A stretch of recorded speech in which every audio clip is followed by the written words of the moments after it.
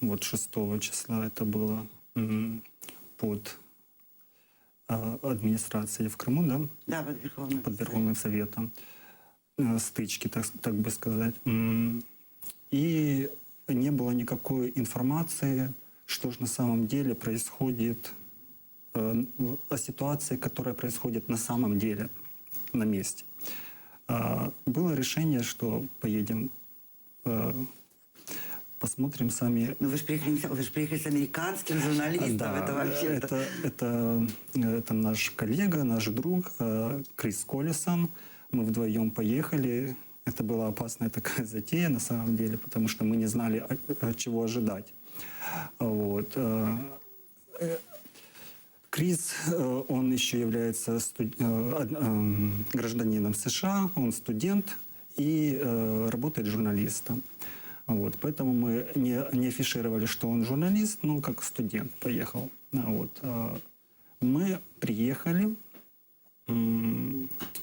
Значит, надо рассказать еще, как мы доехали. Это был поезд. Приезжаем на Симферополь. Кто знает, все знают прекрасно, да? Один путь, только Симферополь. На Симферополь приезжаем, и этот когда-то радужный город, вокзал, так, принимает нас, значит, с людьми с красными повязками и с овчарками. То есть там что, оцепление стояло возле поезда? Да. Поезд приезжал, он был уже в оцеплении. По периметру на платформах стояли люди с красными повязками, с овчарками. И у меня сразу промелькнули такие кадры, вот, на которых мы выросли, да, во Второй мировой войне. Ну, фашисты, да. О фашистах, да. Вот, видимо, им чего-то не доставало психологически этим людям, которые вот как фашисты себя вели в то время в Симферополе. Расскажите, пожалуйста, вот вы ездили по Крыму вместе с Крисом, то есть, ну, вообще, конечно, это, да, это такая авантюра, то есть американский гражданин, в тот момент там была бесконечная паранойя. Вот ваши ощущения, когда вы там попали, вы уже сказали, что вот фашисты, да, такая ассоциация, то есть люди с овчарками. Мы целый день говорим об этом, потому что российская пропаганда утверждала, что это народ Крыма куда-то вышел. Что зеленые человечки просто стали, купили в самооборона Крыма. Вот ваше ощущение, вы туда выходите, и что вы видите? Значит, что касается вокзала, да, то это, скорее всего, были местные люди, может, под куратором кого-то, естественно, но это были местные. Мы же, знаете, как мы же знаем, да, кто свои. То есть в Киеве были тетушки, но мы знаем, что это наши тетушки. Это не заезжие, допустим, тетушки. Вот. Так же самое и мы знаем, что вот, видно, что это наши люди. Вот. Когда же мы были уже вот под Феодосией, да, в военной базе, если говорить вот о военной базе, оцепление военной базы, то оцепляли. То есть был такой гибридный как бы камуфляж. Возле ворот стояли местные, как бы такие палатки поставили от политических сил каких-то, Русский блок, т.д. и т.п. Вот. А если обходить военную базу по периметру, то с другой стороны на БТРах стоят военные. Вот мы хотели обойти с другой стороны к нашим военным зайти, да? Там стоял БТР, и 3 военных было в камуфляже, вот. Он представился один, во-первых, не давали снимать нам, представился как Алексей. Говорю, что вы тут делаете? Он говорит, мы стоим здесь, а вы что делаете? Они признавались, что они русские военные? Нет, я долго пытался вывести на этот разговор, кто они такие. Это было видно по речи, слышно, но мне нужно было как бы доказательство, аудио доказательство, что это военные. Значит, к нему, к этому Алексею, обращались лейтенант, то есть он военный. Другие сослуживцы, они между собой держали все-таки, как сказать... Я понимаю, то есть там... По статусу они общались между собой. Вот. Но к нам они как бы... Я смотрю, у них оружие. Говорю, а где вы взяли оружие? Так в армии дают. А я говорю, А главнокомандующий сказал. Говорю, простите, идите и вы в армию, вам дадут. А я говорю, а в какую армию, какой страны надо идти? И он тут замешкался, отвернулся и вот отошел. Вот, потом двое подошли уже с оружием, то есть дали понять, что дальше прохода нет. Как вы думаете, зачем они вообще там стояли?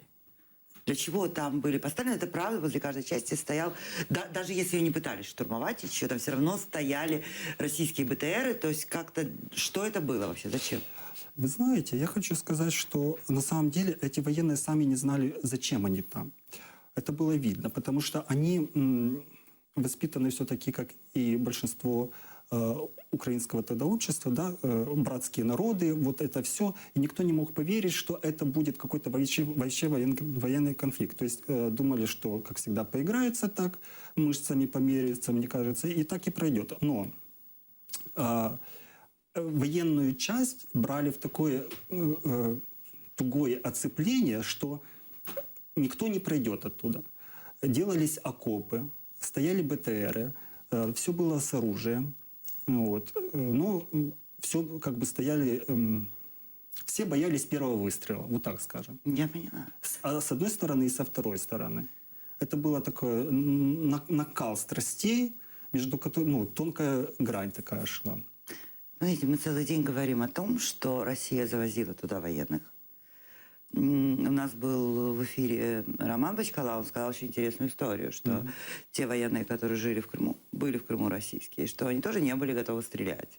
Поэтому их усиливали людьми с ГРУшниками, кто эти люди, то есть их усиливали из России. И мы говорим о том, что завозились казачки, завозилось это местное население, какое-то, то есть люди, кто изображал местное население. Но вы вот сказали, это очень интересно, что вы видели отношение местных людей. Вот как общество реагировало на то, что там происходило? Вы общались с людьми там? Конечно, было двоякое такое мнение, отношение к этому всему, потому что одни жители Крыма носили военным Украины и продовольствие, и все, потому что было четкое оцепление, и никакие машины не могли проехать с продовольствием. Вот. И носили единственное, что вот местные жители Крыма, фактически волонтеры, можно их так называть, своими усилиями подкармливали наших военных. С другой стороны, вот мы брали интервью у нашего военного, подходили агрессивно настроенные жители, также это соседи этих же жителей, и кидались чуть ли не с кулаками. То есть видно было, что вот зазомбирование психики дошло до такого момента, местное, между прочим, местное население, которое уже готово кидаться с кулаками, будь на что. Но ведь это очень опасно. Как вам там, с американским гражданином, да, вот, рядом с это сумасшедшими было, людьми? конечно, нечто, потому что такая грань американский, тут все... Вот, мы поехали, у нас была цель проехать по всему Крыму и посмотреть не только в одно какое-то место.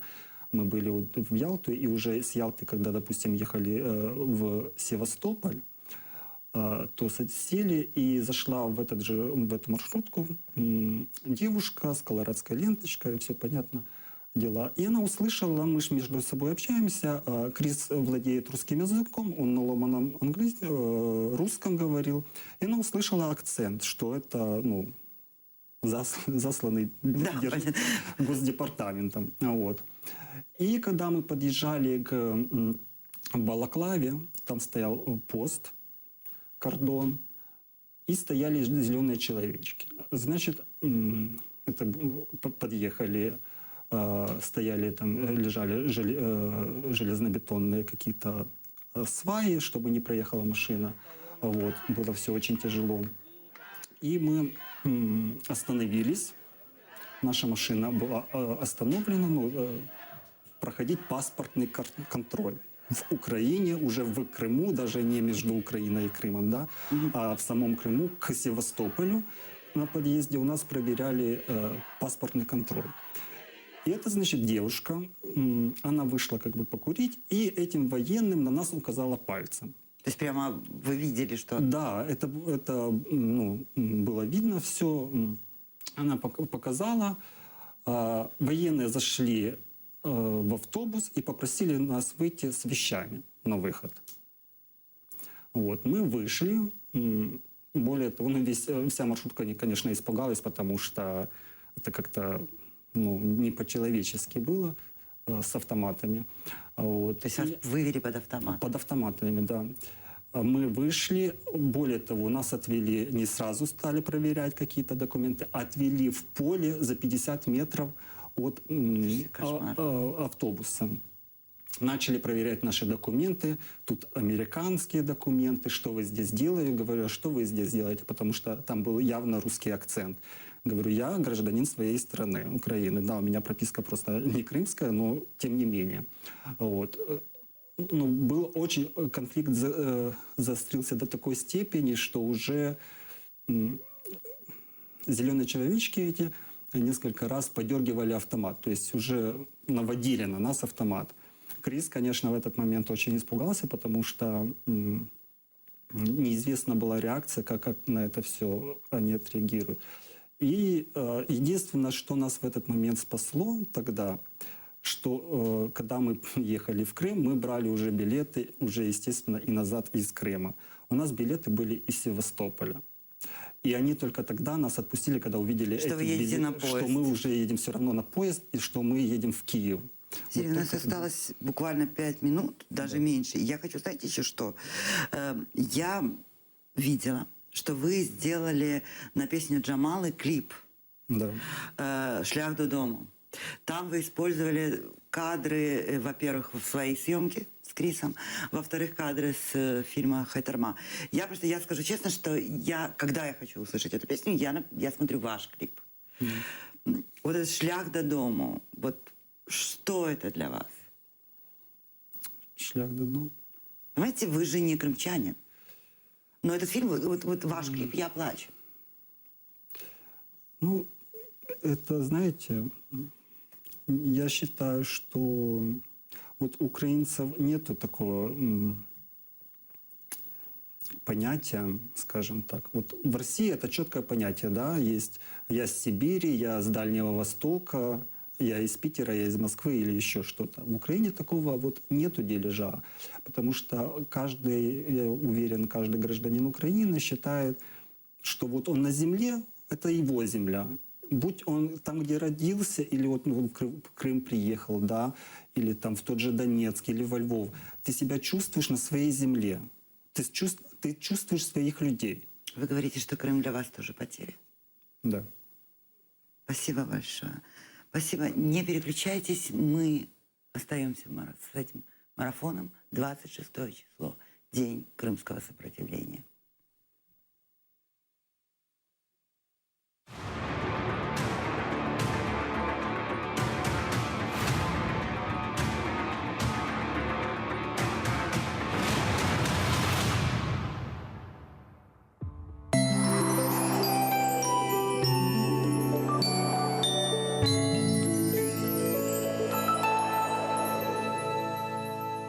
Що для вас значить словосполучення «21 століття»? Для когось це часи нових звершень і технологій. Для кримських татар це часи повернення у середньовіччя, часи переслідувань, вбивств, часи геноциду. Вся хроніка подій у фільмі «Кримські татари. Гібридне гетто 21 століття». Документальний фільм телеканалу АТР, присвячений річниці окупації Криму. Сьогодні о 15:20 на каналі Нескорених. Ми не забуваємо.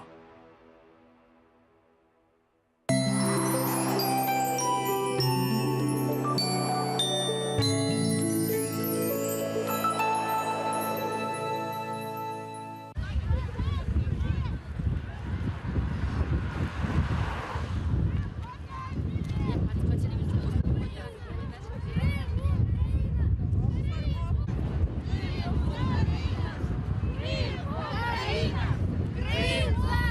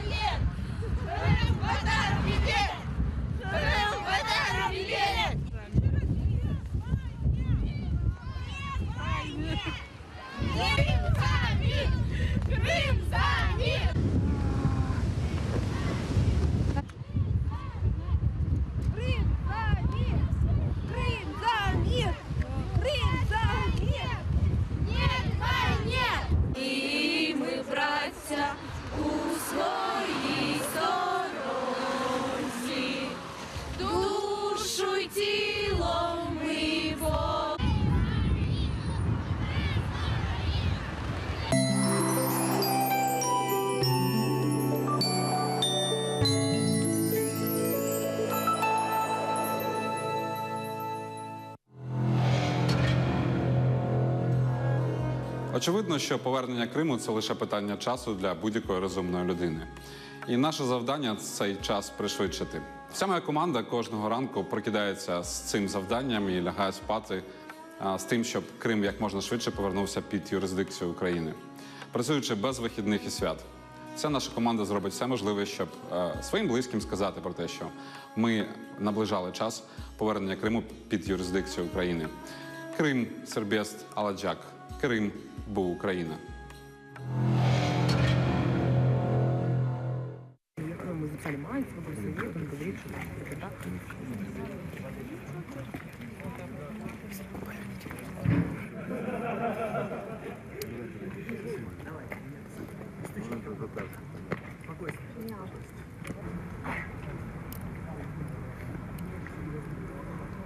Смотри, это всё.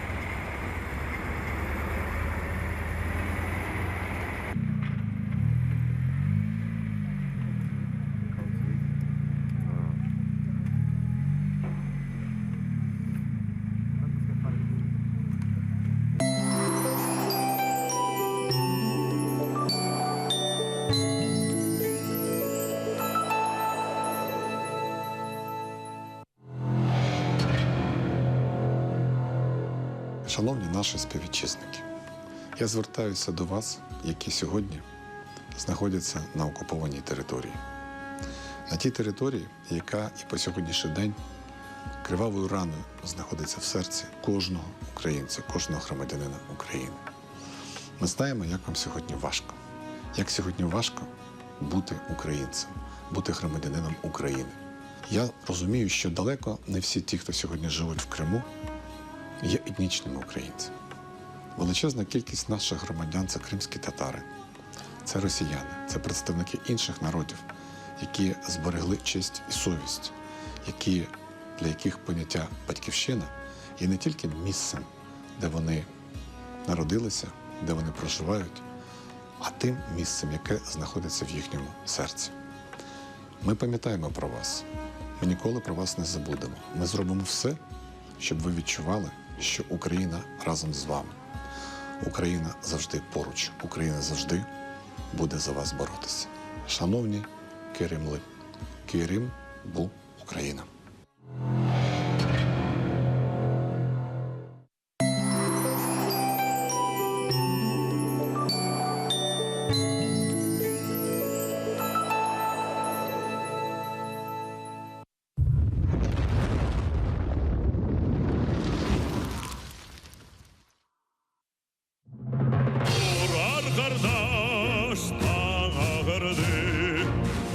Gerek talimge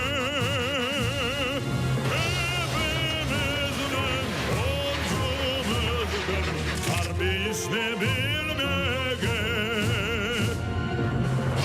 ağınızın bir sırada Kırım şimdi işgalde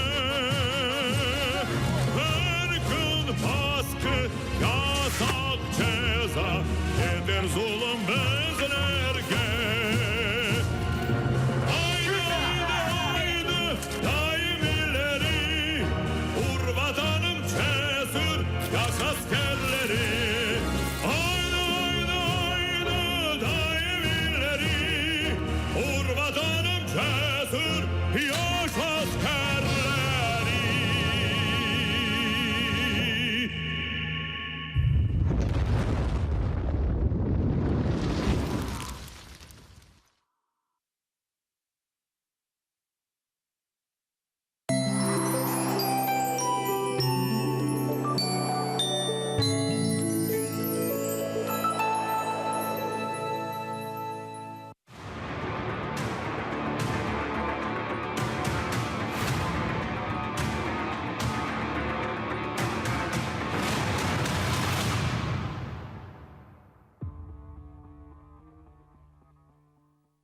мы продолжаем наш марафон, посвященный третьей годовщине начала Крымского сопротивления. С нами на связи постоянный представитель Украины при Совете Европы Дмитрий Кулеба. Здравствуйте, Дмитрий Иванович. Здравствуйте, Дмитрий Иванович. Мы вас видим и слышим. Так, что-то у нас со связью пока. Но пока я просто скажу для наших телезрителей, что 20 февраля в Совете Европы постоянное представительство Украины провело Дни Крыма. Там это мероприятие было приурочено к третьей годовщине оккупации, потому что я хочу напомнить, что официально на международном уровне началом оккупации считается не 26 число, а 20 февраля, потому что именно в этот день Россия начала операцию по захвату Крыма. Более того, мы теперь точно знаем, что те медали, которые Российская Федерация выдавала своим военным, украинским беркутам-предателям, они датированы 20 февраля. И я хочу сейчас... Пока у нас еще нету скайпа. И если говорить о том, если вспомнить о том, почему возник вот этот митинг 26 февраля, мы, все, кто жил в Крыму, помним, как происходили эти события. 23 числа был огромный митинг точно так же в Симферополе, большая часть участников которого были крымские татары. И тогда было зачитано обращение о том, что в Крыму необходимо распустить Верховный Совет Крыма, вот тот самый Верховный Совет, который потом принимал эти преступные решения, и назначить новые выборы, в которых будет представительство крымско-татарского народа. То есть фактически 23 числа было озвучено то требование о крымско-татарском представительстве в органах центральной власти Крыма, против которого очень многие годы боролись российские коллаборанты. Далее, уже 25 февраля, в Крым уже открыто, легально приехали депутаты Российской Думы. Вот именно в тот день зазвучали слова о референдуме, о России, о неком присоединении и возвращении на родину. Именно в ответ на вот эти призывы я хочу напомнить, что 26 числа должен был собраться Верховный Совет Крыма, распуска которого требовали крымские татары, для того, чтобы провозгласить независимость, призвать Владимира Путина и каким-то образом совершить вот эту оккупацию и аннексию. И именно для того, чтобы противостоять собранию этого Верховного Совета, крымские татары и вышли 26 февраля. Но на самом деле день начала оккупации – это 20 февраля. И именно поэтому 20 февраля 2017 года украинское представительство при Совете Европы проводило Дни Крыма. И я слышу, что у нас уже есть скайп. С нами Дмитрий Кулеба, постоянный представитель Украины при Совете Европы. Здравствуйте, Дмитрий Иванович. Доброго дня. Я хочу спросить вас об этом мероприятии «Дни Крыма». Каков был интерес к этой проблематике, к этой тематике в Совете Європи? Так, ми дійсно організували День Криму 20 лютого з нагоди третьої річниці початку окупації. І такий захід в Раді Європи відбувся вперше. Інтерес був значний. До всіх заходів, які відбувалися в рамках Дня Криму, долучилися і посли, і дипломати, які ведуть українське питання. Наприклад, на брифінгу українських правозахисників з Кримсос, Центру громадських свобод та Майдану закордонних справ була повна, вщент заповнена зала дипломатами, експертами Ради Європи, які з перших рук отримали інформацію щодо російської окупації і її наслідків для прав людини. І в рамках цього ж заходу Севгіль Мусаєва, кримська татарка, яка представляла Кримсос, вона презентувала Раді Європи інтерактивну карту порушень прав людини в Криму. Тому ми дуже потужно провели 20 лютого саме для того, щоб питання Криму постійно залишалося на порядку денному, і щоб не лише йшлося про підтримку України, підтримку кримських татар, але щоб йшлося про конкретні дії, спрямовані на захист прав людини в Криму і деокупацію Криму. Вы уже начали об этом говорить. Вы в одном из интервью сказали, что в 2017 году вы рассчитываете на то, что Советы Европы, международная дипломатия, международные институции предпримут конкретные действия для того, чтобы урегулировать вопрос нарушения прав в Крыму, что вы ожидаете не заявлений, не беспокойств, а действий. Я хотела бы узнать, о каких действиях вы говорите? Ми дійсно опрацьовуємо зараз декілька варіантів того, яким чином налагодити моніторинг ситуації з правами людини на окупованому півострові. Ми маємо здолати величезну кількість і процедурних, і дипломатичних, і політичних перешкод для того, щоб такий моніторинг організувати. Але ми зараз над цим працюємо. Тому я вам можу тільки наразі озвучити тему, над якою ми працюємо. Організація моніторингу прав людини в Криму. А яким це чином відбудеться? Це зараз є предметом конфіденційного переговорного процесу, тому що тема надзвичайно делікатна. Росія блокує усіляко, перешкоджає цьому моніторингу.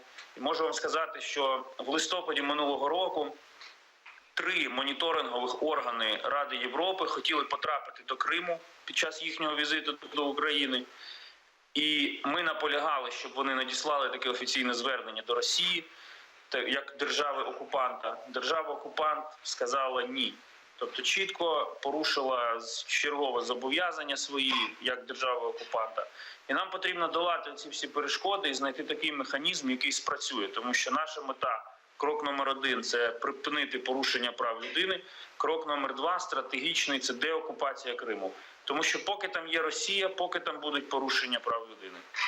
У нас сегодня буквально появилось обращение Рифата Чубарова на международной конференции, посвященной оккупации Крыма, где он предложил, он сказал о том, что возможно, есть такая необходимость о том, чтобы расширить Минский процесс, включив туда Крым. То есть не искать какую-то другую площадку, другой формат, а включить Крым. Что вы думаете об этом? Наразі Мінський процес і кримське питання, вони розділені і розглядаються окремо.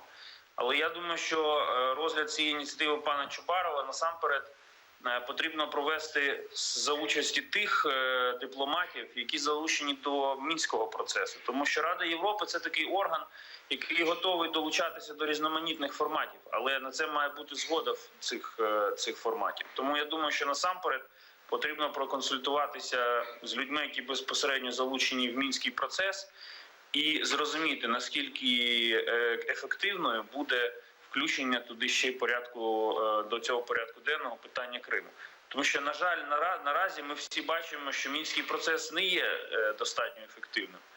То очікувати якогось прориву і в рамках цього формату щодо Криму буде не зовсім виправдано. У нас появилось сообщение, что буквально недавно, 16 января, в 2017 уже году, Украина подала иск в Международный суд ООН на Российскую Федерацию за спонсирование терроризма и, самое главное, за расовую дискриминацию, за нарушение этих конвенций. Как вы думаете, каков ваш прогноз? Получим ли мы судебное решение, которое обвиняет страну-оккупанта в дискриминации именно по расовому признаку? Я ознайомився з нашими документами, які стосуються цієї справи. Позиція у нас дуже сильна, і було принципово важливо перед подачею до суду виконати всі вимоги, які передбачені Конвенцією про расову дискримінацію, саме для того, щоб підсилити шанси справи в суді. І Україна ці вимоги виконала. Це зайняло певний час, тому лише через 3 роки ми після початку окупації це зробили. Але юридично наша позиція є надзвичайно сильною. Я переконаний в тому, що ми маємо всі шанси перемогти в суді. Але міжнародне правосуддя має одну особливість – воно не є швидким. Тобто це займе пару років так точно. Але ж паралельно 2 роки під окупацією треба прожити. Тому і захищати права людини в Криму потрібно. Тому справа йде своїм шляхом і потребує свого часу. Але ми повинні паралельно докладати максимально всіх зусиль, щоб захищати кримських татар від дискримінації, як і інші національні меншини, з боку російських окупантів. Я еще, смотрите, мы уже должны заканчивать. Я хочу все-таки задать вам этот вопрос. Скажите, пожалуйста, вот это нарушение Международной конвенции о дискриминации. Я правильно понимаю, что речь в случае позитивного решения, речь будет идти о том, что Россия совершает преступление против человечности? В міжнародній системі є Міжнародний кримінальний суд, який розглядає справи, пов'язані з вчиненням воєнних злочинів, злочинів проти людяності і злочину агресії. Міжнародний суд ООН не займається кваліфікацією цих діянь, тобто це компетенція іншого суду. Тому Міжнародний суд ООН може визначити факт порушення зобов'язань держави за конвенцією і встановити міру відповідальності за її дії. Це відповідальність держави. А якщо ми хочемо притягнути до відповідальності конкретних політиків і керівників Російської держави за окупацію, за ті злочини, які вона вчинила в Криму, то для цього справу потрібно розглядати в Міжнародному кримінальному суді. Але там є багато процедурних складнощів, тому що ані Росія, ані Україна наразі не є членами цього суду. Але я хочу чітко провести цю різницю. Міжнародний суд ООН, де розглядається наша справа по расовій дискримінації, це відповідальність держави. Міжнародний кримінальний суд, де справи наразі не розглядаються, це відповідальність конкретних політиків і чиновників за злочини проти людяності. Але я переконаний, що прийде час, і ми притягнемо всіх причетних до окупації Криму до кримінальної, до міжнародної кримінальної відповідальності. Дмитрий Иванович, я хочу спросить вас еще напоследок вот один вопрос у меня, крайне важный. Скажите, пожалуйста, мы говорим, когда о репрессиях против украинских граждан, крымских татар, за политическую, религиозную и прочим по разным мотивам, мы говорим о том, что мы преподносим это на Западе, мы рассказываем об этих случаях.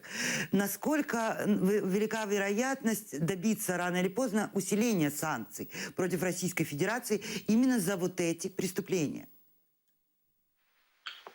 Я вам скажу відверто, що наразі, от конкретно на даному етапі, попри всі російські злочини, санкції проти них не розглядаються. Але я хочу посилення санкцій проти них не розглядаються.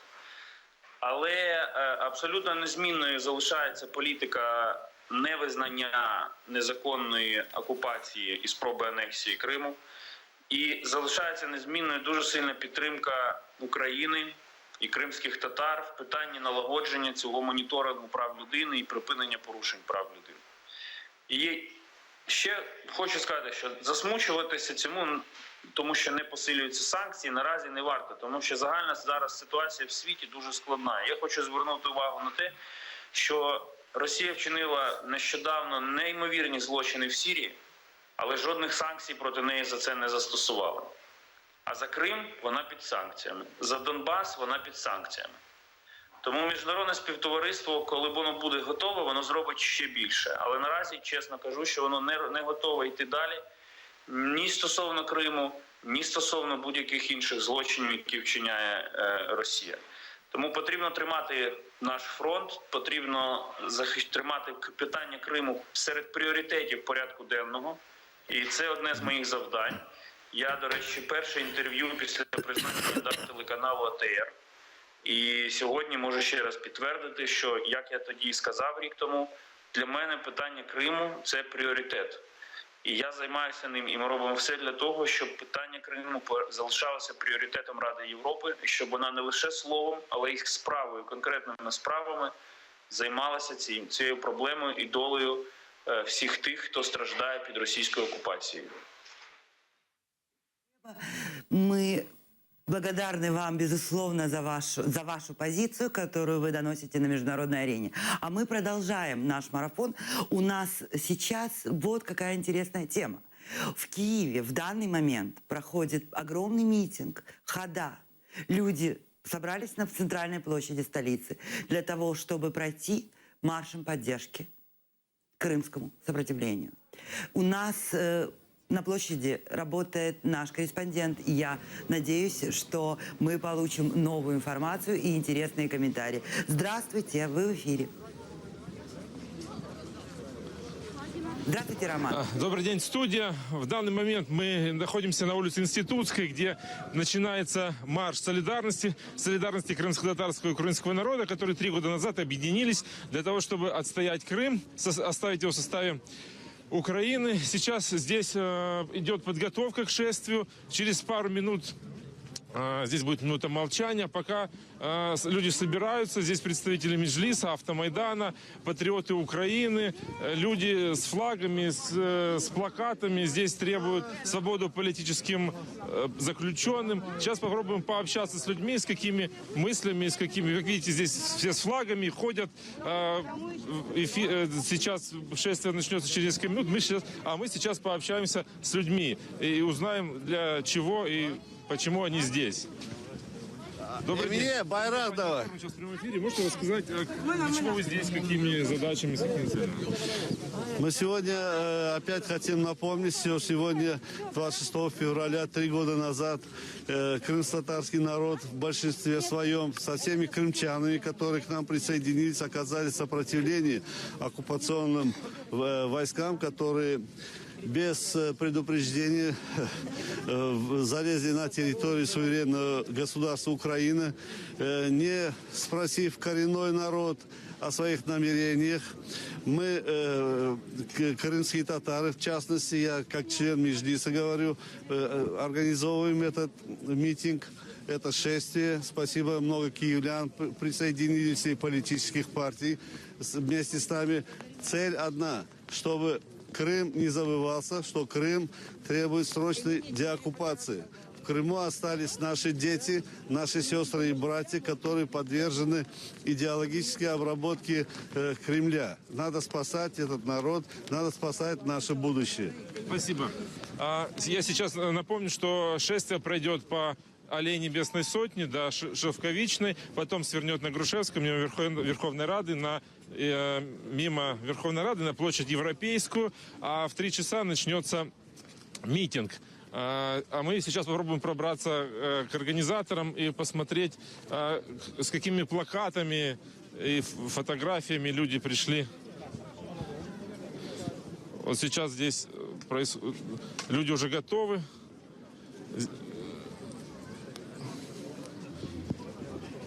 Добрый день. Добрый день. Телекомпания АТР. Можете представиться, рассказать, почему вы здесь? Меня зовут Ольга Курносова, я политик-иммигрант из России. И я здесь потому, что Крым — это Украина. И я с портретом Бориса Немцова, потому что Борис тоже считал, что Крым — это Украина. И мне кажется, очень символично, что сегодня здесь есть его портрет. Вот он такой двухсторонний, выпущенная пуля вернется с другой стороны. Потому что все возвращается когда-нибудь. И все зло, которое сделано, вернется к тем, кто его сделал. А Крым обязательно вернется в Украину. И крымско-татарский народ вновь обретет свою родину, которую у него уже отнимали во времена Советского Союза, во времена Сталина. И пытаются отнять сейчас. Но родина обязательно вернется. И я желаю скорейшего возвращения крымским татарам на свою родную землю. Спасибо. Молодой человек, а у вас чей плакат? У меня Станислав Карашевский. А кто он? Почему вы с ним здесь? Я сам не знаю, кто он, но он был в Крыме, и он погиб или пропал. Но я сам не знаю, кто он, но он... Как черная полоса, значит, погиб. Погиб. И вот... но я здесь стою с ним здесь, потому что Крым — это Украина. И это очень важно, что люди знали, что Крым — Украина, и мир знал, что мы не забыли про Крым, и это очень важно, чтобы это показать. Я сам американец, но моя мама крымская татарка, и вот поэтому и мои прадедушка и прадедушка, они депортировали, и Сталин депортировал их, и вот. И сейчас мы здесь, мы хотим показать, что поддерживать Крым и Украину. Спасибо большое. Сейчас шествие готовится отправиться по намеченному маршруту. Как я сказал, сейчас через несколько минут здесь прозвучит минута молчания. Колонны отправятся, а мы будем следить за шествием. Студия. Спасибо, Роман. Мы благодарны вам и всем людям, которые собрались на площади, за вот эту поддержку. Это очень символично, что и российские граждане, и граждане Соединенных Штатов выражают солидарность с крымско-татарским народом и надеются на то, что крымские татары обретут свою родину. А мы сейчас будем возвращаться дальше к нашей теме. Позднее мы еще включимся с митинга, когда уже будут звучать речи украинских политиков и крымско-татарских лидеров. А пока я бы хотела сейчас напомнить вам, что в Киеве проходят несколько мероприятий. Во-первых, это международная конференция, на которой присутствует и посол Турции, и посол Канады, огромное количество политиков, огромное количество общественных деятелей. Аналогичное мероприятие, международная конференция, произошла в Страсбурге. Впервые на ней был представлен Крым, крымская проблематика и крымско-татарская проблематика. А также в центре города проходят шествия, хода и будет митинг. Вот. На сегодняшний момент я хотела бы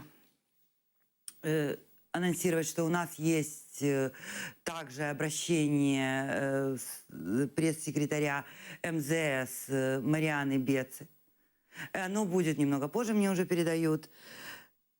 Мы сейчас уходим на короткую паузу, и чуть позже мы вернемся, и мы будем обсуждать уже международный блок, действия МЗС и так далее. Оставайтесь с нами, не переключайтесь.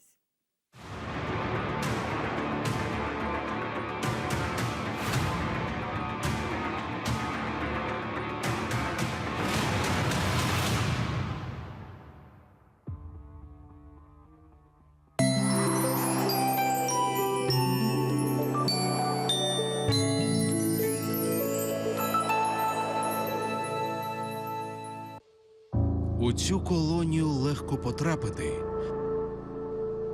але дороги назад немає. Тут нацисти проводять свої злочинні експерименти. І коли виходу нема, рятує лише велика любов. Колонія Дигнідад. Сьогодні о 21:00 на каналі АТР.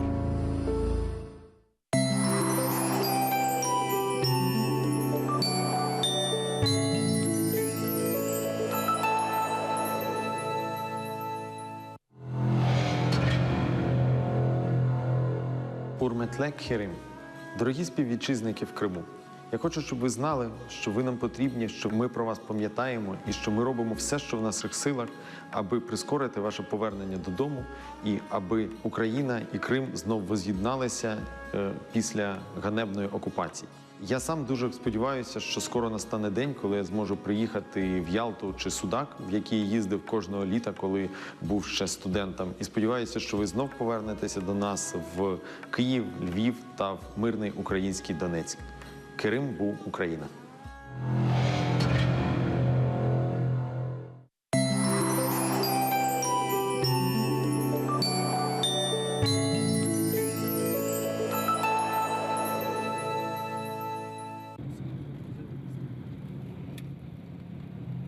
Такое ощущение, что они просто российские. Или это вот на Бородинском кольце вооруженные с пулеметами машины. На Бородинском кольце. Селим, готовьтесь, едут к вам. И смотри, российский. Российский, да, видно. Номер будете снимать? Смотри, раз, два, три, 4 Урала едут. Получается, такие как... К вам едут, вот сейчас подъезжать минуты 4. Уралы.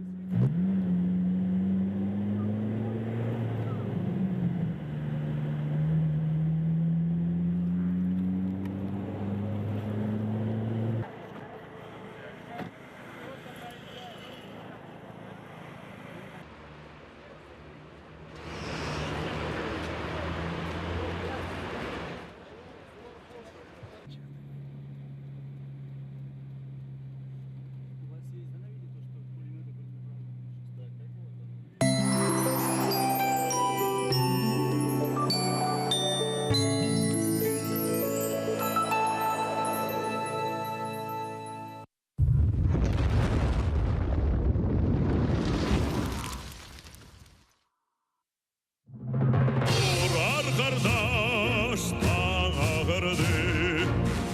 gerek talimge. Hepimizin borcumuzdur harbi işini bilmege. Ağınızın bir sırada Kırım şimdi işgalde. Her gün baskı, yasak ceza nedir zulüm bizlerge. Haydi haydi daim ileri vur vatanım cesur yaş askerleri. Haydi haydi daim ileri vur vatanım cesur yaş askerleri.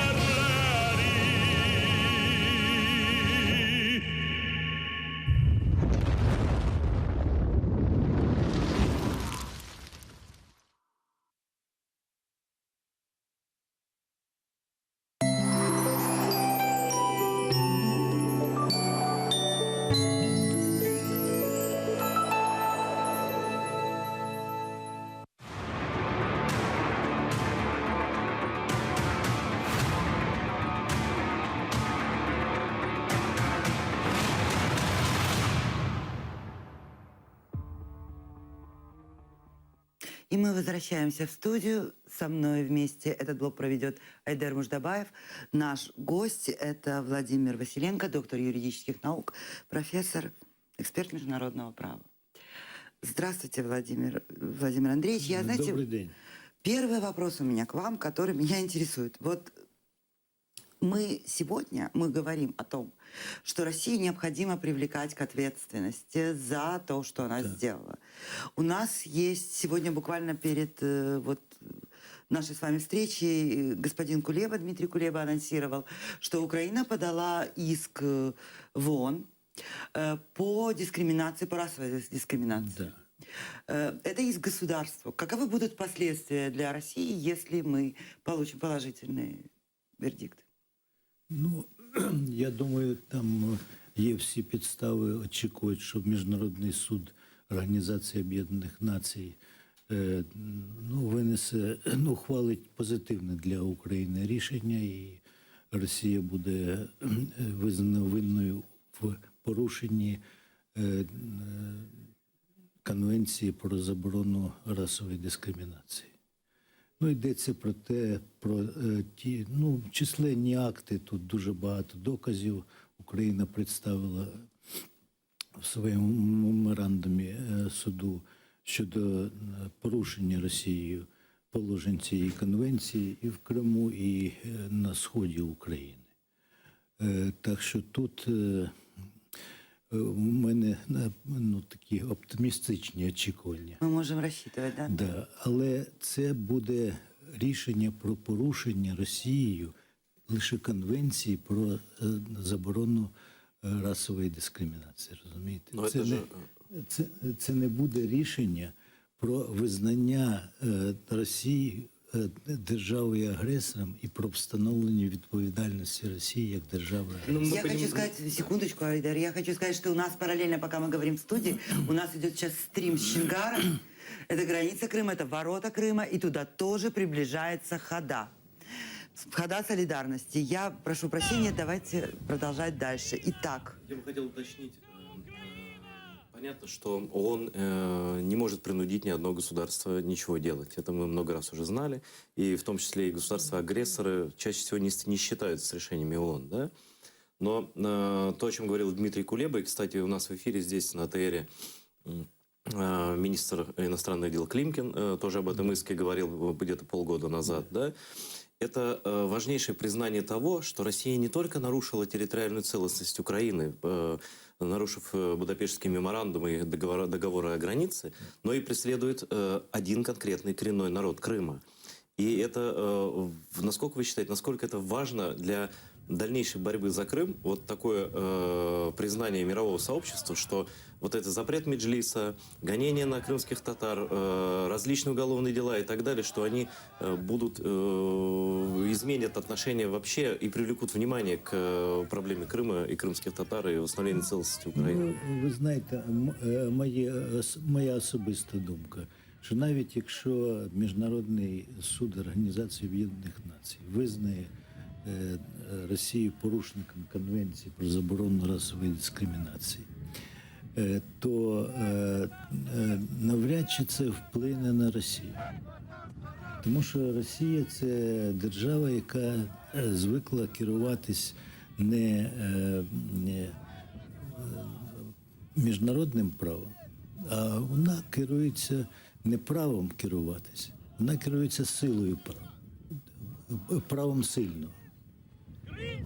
І Міжнародний суд Організації Об'єднаних Націй, ну там це специфічна інстанція, дуже авторитетна інстанція. Звичайно, рішення Міжнародного суду Організації Об'єднаних Націй буде важливим для мобілізації світової громадської думки, для переконання лідерів західних демократій в тому, що Росія, ще один доказ в тому, що Росія є досить авторитетний доказ, що Росія є порушником міжнародного права.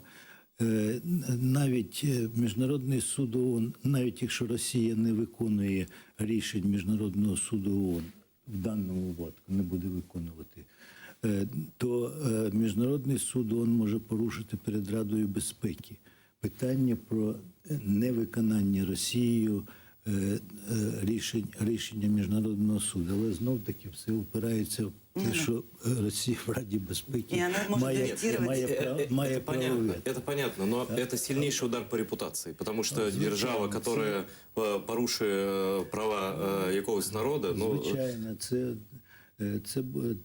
це втрати репутаційні дуже серйозні.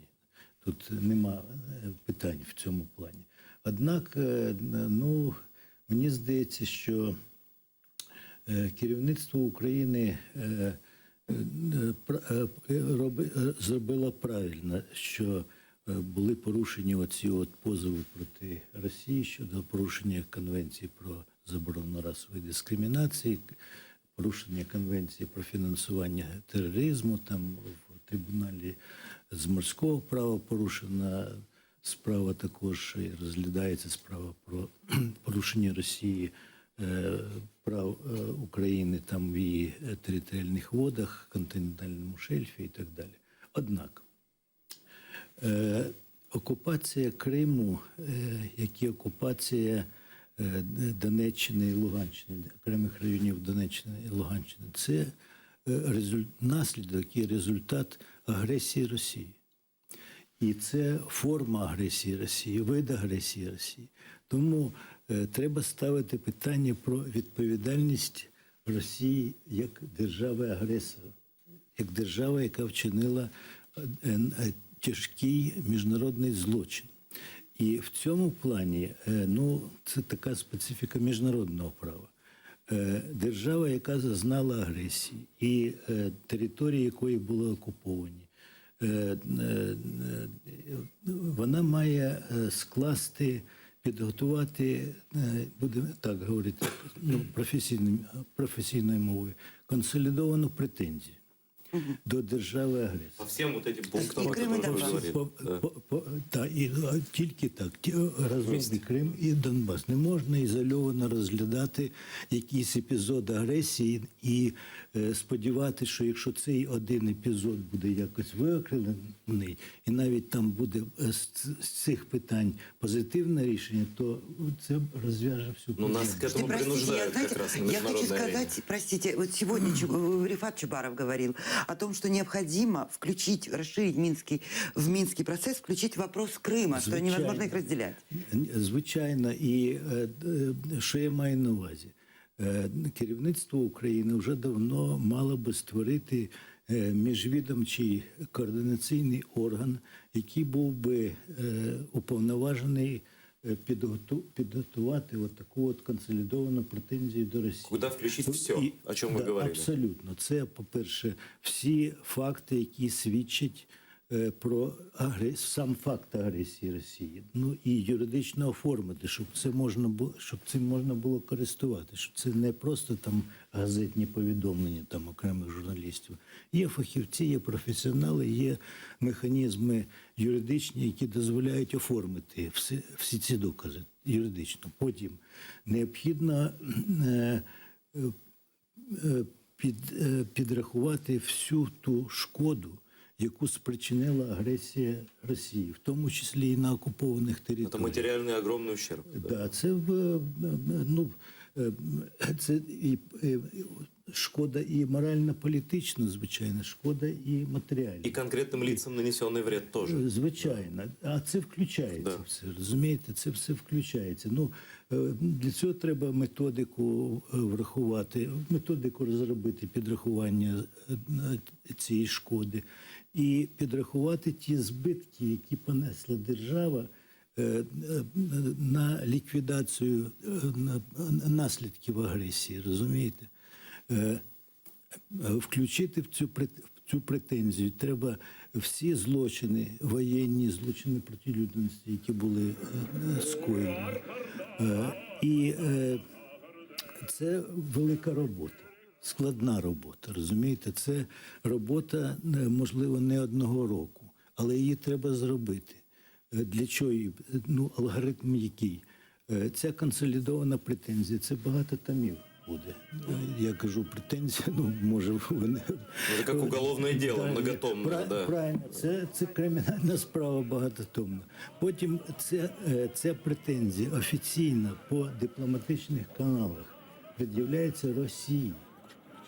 Да, Росія, звичайно, відкидає, вона не погодиться. Але Україна має право цю консолідовану претензію поширити як документ Організації Об'єднаних Націй. Тобто ці документи будуть надіслані всім державам-членам Організації Об'єднаних Націй. Це знов-таки спричинить величезну, це зовсім на інший рівень Вопрос, да.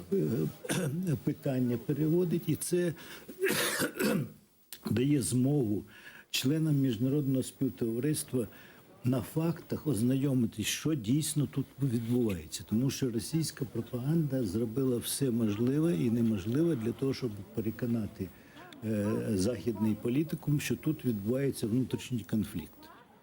Что тут на Донбассе внутренний конфликт, а в Крыму все согласны, и референдумы проведены, и так далее. Интересно, у нас две ходы на экране. И Чингар, и Киев. То есть это для того, чтобы понимать, что в Украине нет никакого внутреннего конфликта.